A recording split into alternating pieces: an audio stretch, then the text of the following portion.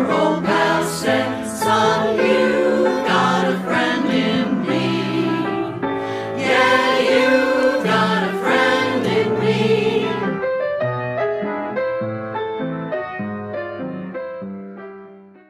Please sing along with the First Unitarian Church of Oakland's Chancel Choir for our hymn number 396, I Know This Rose Will Open.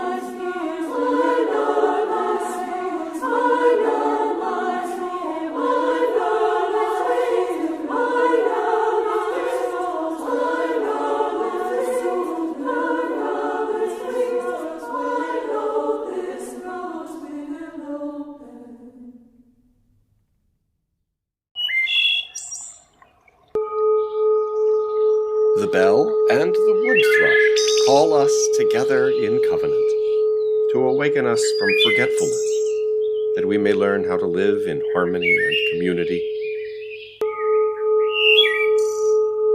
Today, let us especially remember our covenant to affirm and promote the sixth principle, the goal of world community, with peace, liberty, and justice for all.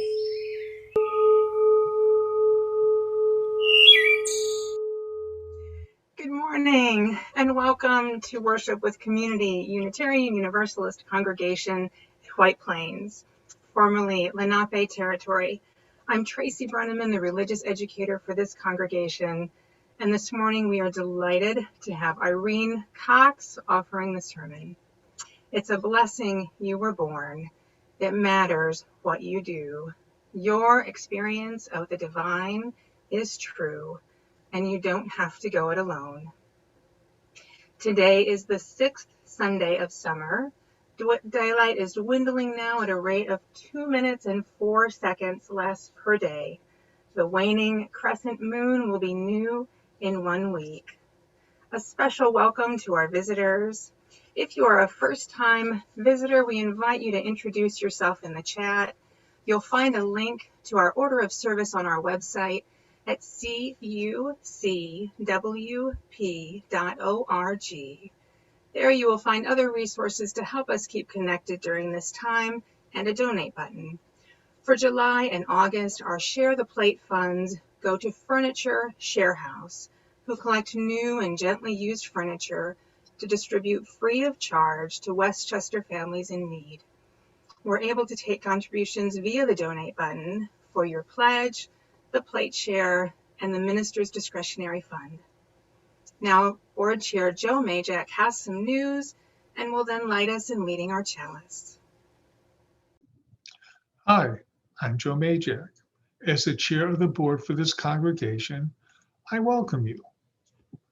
This morning, I would like to thank the congregation for a very strong response to our reopening survey. Officially, CUUC has 183 members.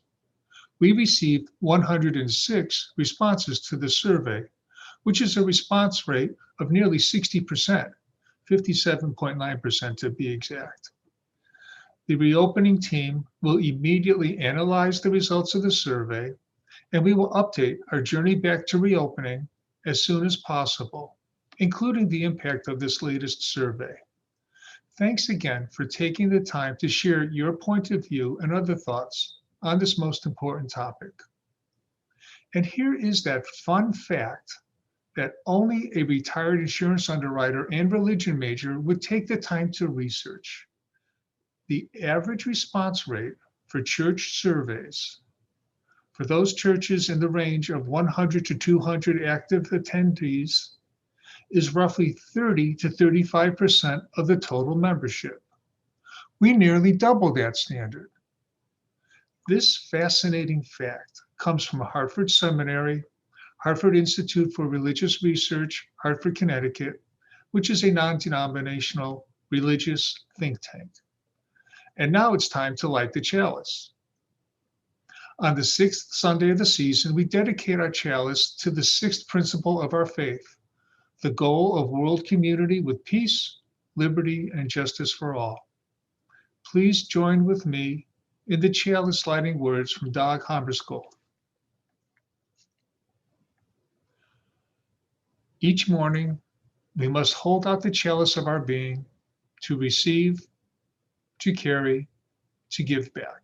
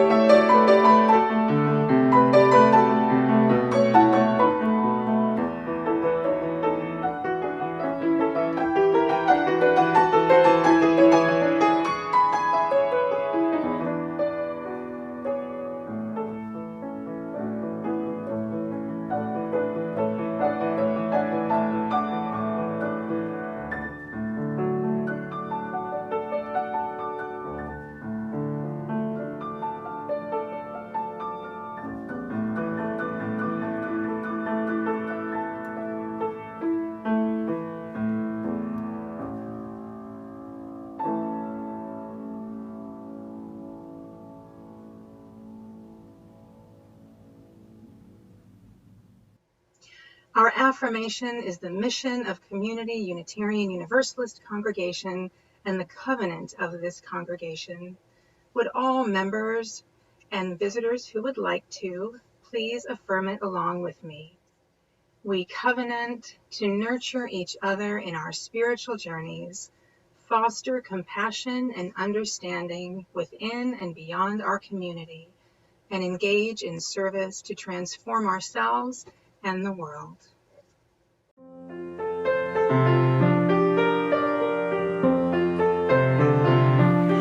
I see trees of green, red roses too. I see them bloom for me and you, and I think to myself, what a wonderful world.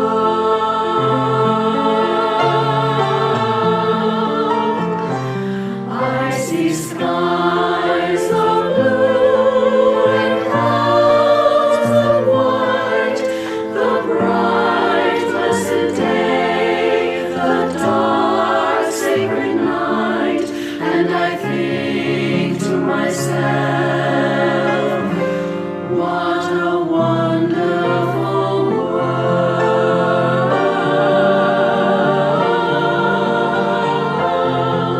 The colors of the rainbow, so pretty in the sky, are also on the faces of people going by. I see friends shaking hands, saying, how do you do? They're really saying, I love you. I hear babies cry, watch them grow. They'll learn much more than I'll ever know. And I think to myself, what a wonderful world. Yes, I think to myself, what a wonderful world.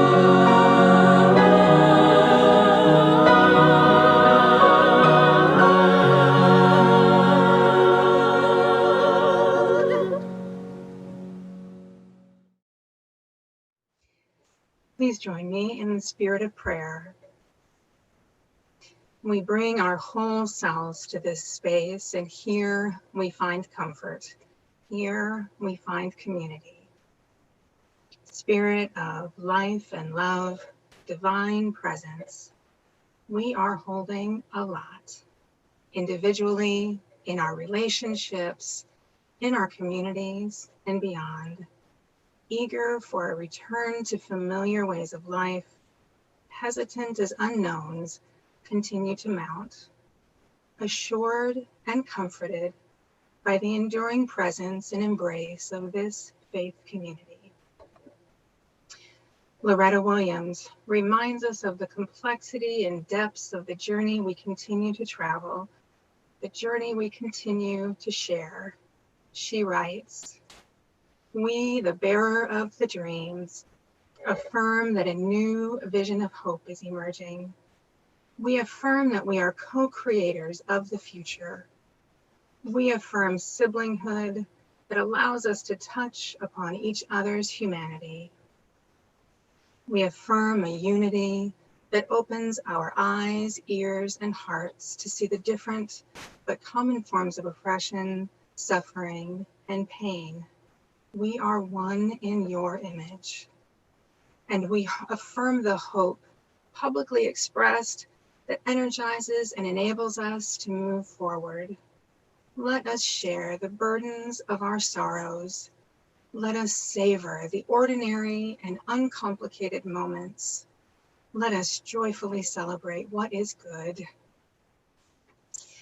For all that has been shared and for all that we carry in our hearts, we'll have a silent meditation, then a musical meditation, and then please sing along with the sung response.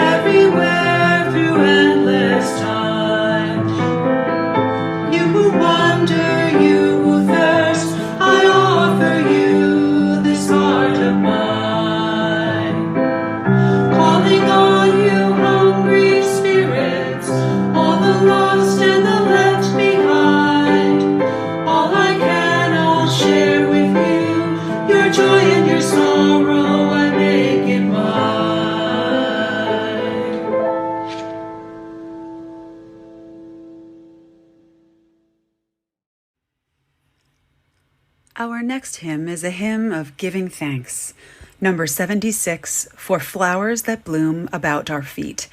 Please sing along with Jess Hewittman. She is the choir director at Bell Street Chapel UU Congregation in Providence, Rhode Island. For flowers that bloom about our feet, for tender grass so fresh and sweet, for song of bird and hum of bee, for all things fair we hear or see. Giver of all, we thank thee. For blue of stream and blue of sky, for pleasant shade of branches high, for fragrant air and cooling breeze, for beauty of the blooming trees. Giver of all, we thank thee.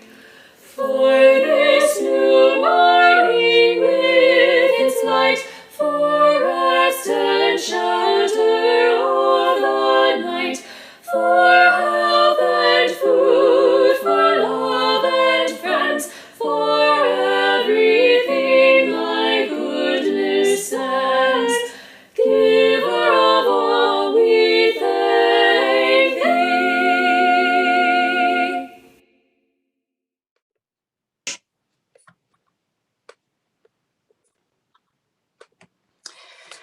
You may be an ambassador to England or France. You may like to gamble. You might like to dance. You may be the heavyweight champion of the world. You may be a socialite with a long string of pearls. But you're going to have to serve somebody. Yes, indeed. You're going to have to serve somebody. Well, it may be the devil or it may be the Lord, but you're going to have to serve somebody. Some of you will recognize this magnificent song by Bob Dylan, written during his brief foray into Christianity. Today, I'm going to talk about service, not about the standard meaning of the term, but about what service truly does for us individually.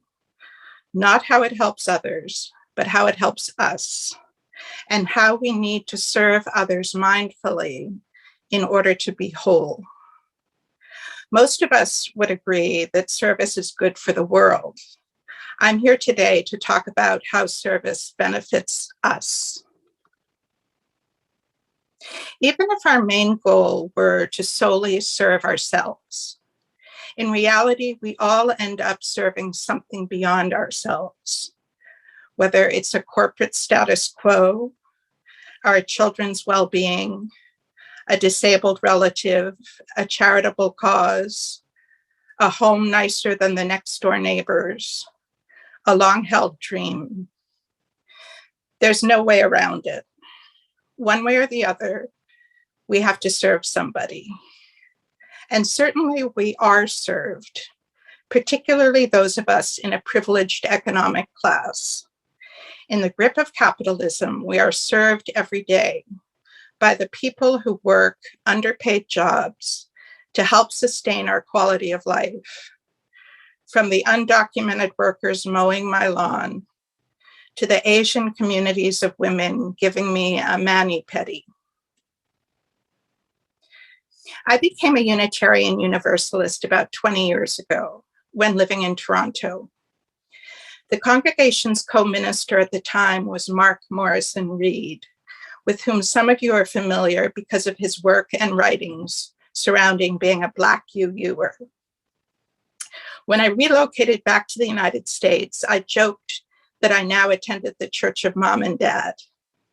My parents were elderly and ailing, and Sundays were spent with them in Connecticut, some of the most cherished times of my life. When my mom died, followed by my dad, I arrived at CUUC, and in my first service, heard our mission, which we heard earlier today. We covenant to nurture each other in our spiritual journeys, foster compassion and understanding within and beyond our community, and engage in service to transform ourselves and our world. Exasperated, my first thought was, oh, for God's sake, I've been nurturing my parents and I'm exhausted. I definitely want to nurture my soul, but can't I leave the social justice to those who are more grounded and currently more nurtured than I am? I knew that when a person feels healthy and happy, they tend to give. But what I wanted was the opposite. If I have to serve, will my altruistic behavior directly contribute to my well-being? A Mormon preacher named Gordon B. Hinckley had this to say about service. One of the great ironies of life is this: he or she who serves almost always benefits more than he or she who is served. But how is that possible if we're giving of our time, our energy, possibly our money? Isn't that essentially the depletion of self for the benefit of another? We will often hear service helps us become more compassionate. Well, don't get me wrong, compassion is a wonderful quality. But doesn't it benefit others more than ourselves? We also sometimes hear service puts our own lives in a more realistic perspective, helping us feel more grateful for our blessings. Okay, we gain a different perspective. It still sounds somewhat ephemeral, but greater gratitude certainly can be very beneficial to our outlook on life. So that's something anyway. Some of you may have heard about studies in the natural world in which seemingly altruistic behavior is not ultimately altruistic because it creates a symbiotic relationship that benefits the community. And by benefiting the community, it benefits the individuals that live within it. In fact, some studies suggest that altruism is hardwired in the human brain.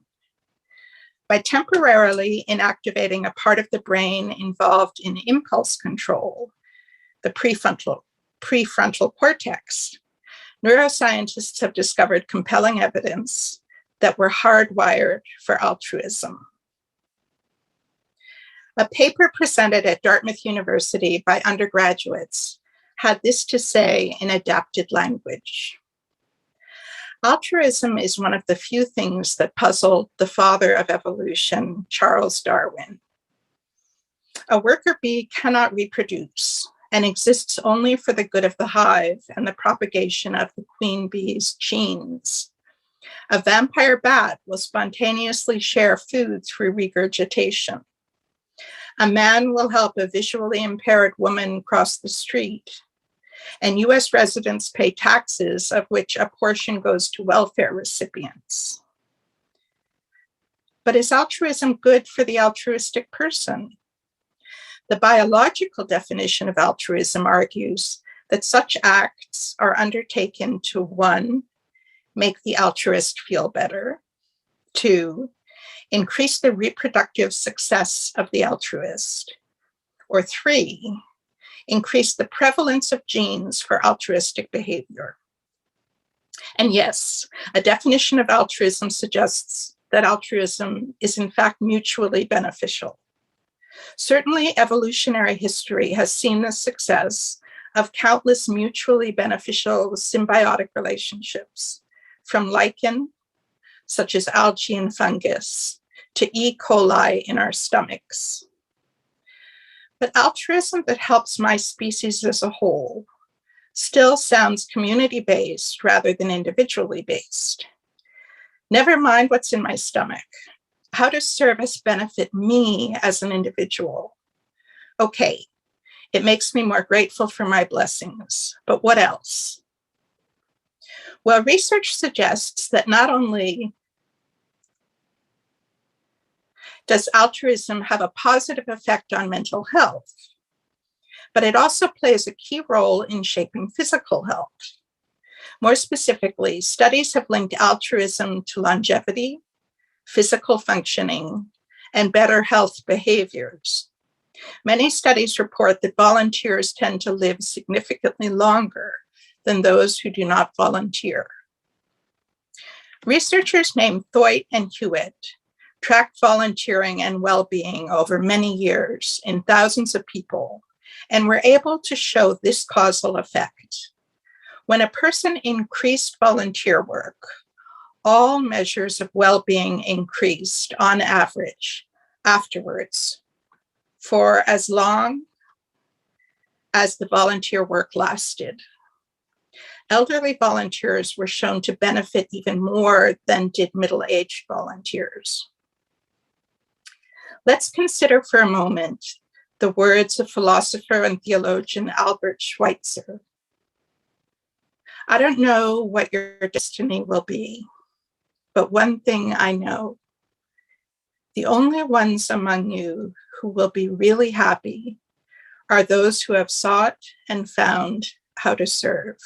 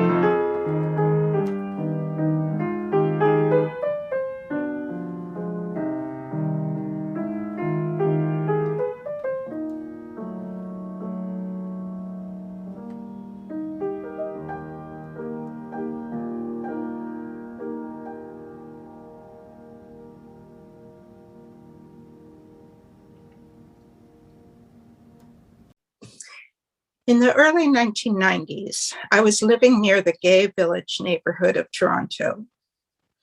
I saw firsthand the physical ravages of the AIDS epidemic, and I wanted to help somehow. I also had never had a close-up experience with physical suffering or death, and I wanted to experience illness firsthand. This was a goal that was very much about me.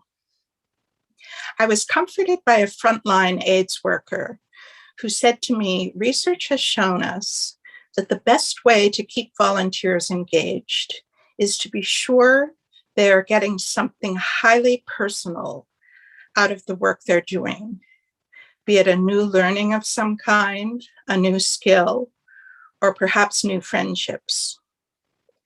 As a buddy to people with AIDS, I was partnered with a male couple, both of whom had HIV. Those were the tragic days before the cocktail medications, in which a person with HIV could go from seemingly good health to dementia and then death in a matter of 6 weeks or less. Paul and Dave were reserved people surrounded just by Dave's father and one friend. Dave's illness progressed rapidly. It was only a matter of weeks from when his dementia had us chasing him down the street with him wearing only a diaper, to days cuddling with him when he could no longer walk or talk. His partner, father, and friend were too grief-stricken to be able to bear seeing him in his failed state.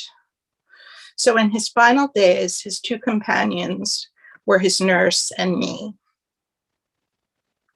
On a Sunday morning at 5 a.m., I woke up in my apartment to what can only be described as a vision. But it wasn't visual exactly. It was as if the room was vibrating with a powerful light, emanating both from inside and around me. And I had a profound feeling of joy and peace. All of life felt like it was exactly as it should be. I was overwhelmed with a sense of intense happiness. It was an awe-inspiring experience I'd never had before nor since. I luxuriated in the feeling, eventually falling back asleep. At 8 a.m., Paul called me to tell me that Dave had died at 5 a.m. that morning. You know, I had never been one to think about being visited by spirits. I imagined eternity as some murky cosmic soup into which everyone melted. Of course, we can't know what eternity is like, but the experience I had was as real to me as sitting here speaking to you. What it gave me was a peacefulness about death that I hadn't felt previously and that I treasure to this day. My service to Dave permanently altered my view of death. Then, someone very close to my family and me was diagnosed with HIV/AIDS. Because of my experience, I was much less fearful when I received this news than I would have been otherwise, and I was able to offer insights to my family from firsthand experience. My service allowed me to clearly communicate insights that helped those I loved to be less fearful. Their strength bolstered my strength. My service provided me with a perspective that eased my fear and those of people I loved. So what are some other benefits of service to the individual? Through volunteer work, we can be given responsibilities one could not attain through regular employment. We can pursue interests that haven't been afforded us in our jobs or our personal lives, such as teaching, writing, gardening, making assessments, childcare, and many other roles. Service can also fulfill our long-held dreams. One of my dreams had always been to be a kindergarten teacher. Then one day it occurred to me, wait a minute, I can be a kindergarten teacher.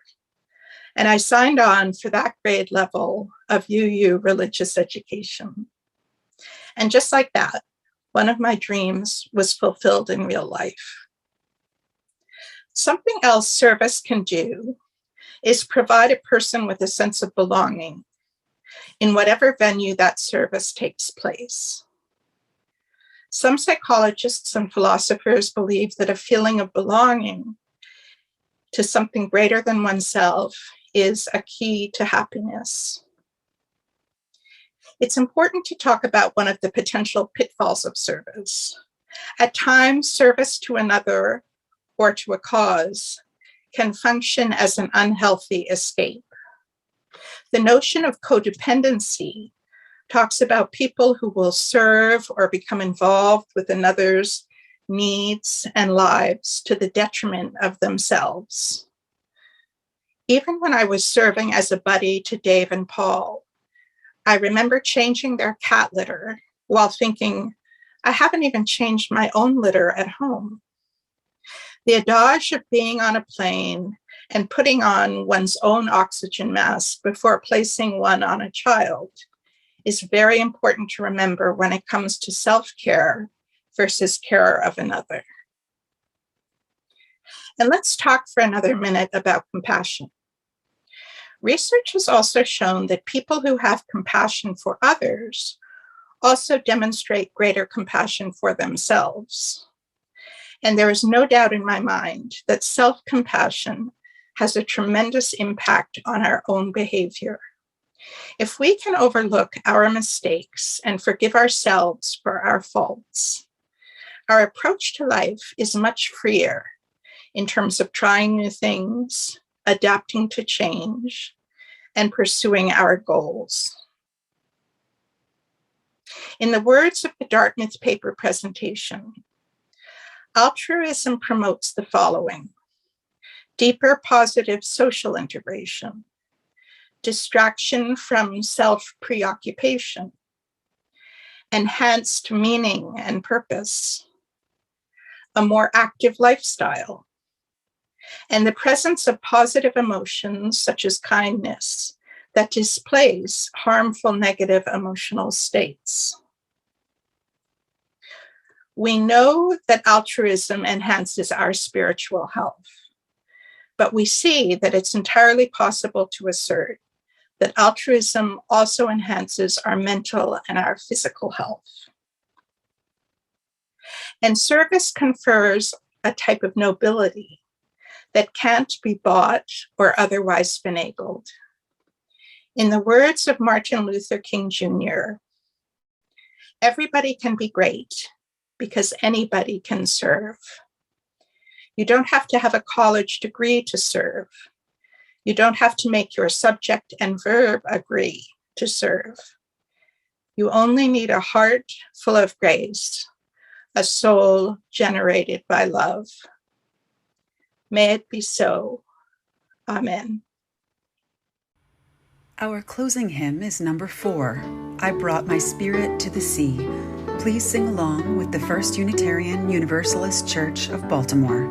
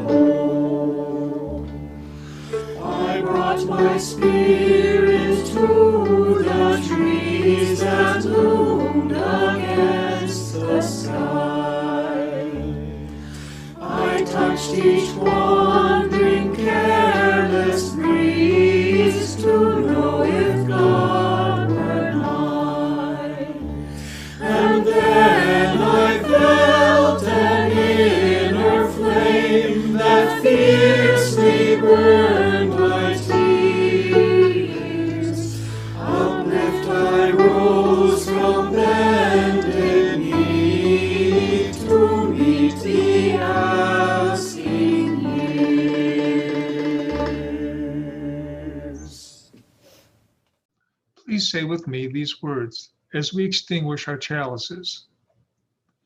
This beacon of peace, this torch of liberty, this fire of justice, we will take with us in our hearts, that it may light the way to world community for every child on this earth. Our benedictory words are from Rabbi Tarfon in the 1st century. Do not be daunted by the enormity of the world's grief. Do justly now. Love mercy now. Walk humbly now. You are not obligated to complete the work. Neither are you free to abandon it. Go in peace. If you got troubles, then I've got 'em too. There isn't anything I wouldn't do for you. If we stick together, we can see it through. 'Cause you've got a friend in me. Yeah, you've got a friend in me. Now some other folks might be a little smarter than I am. Maybe it's wrong too. Maybe, but none of them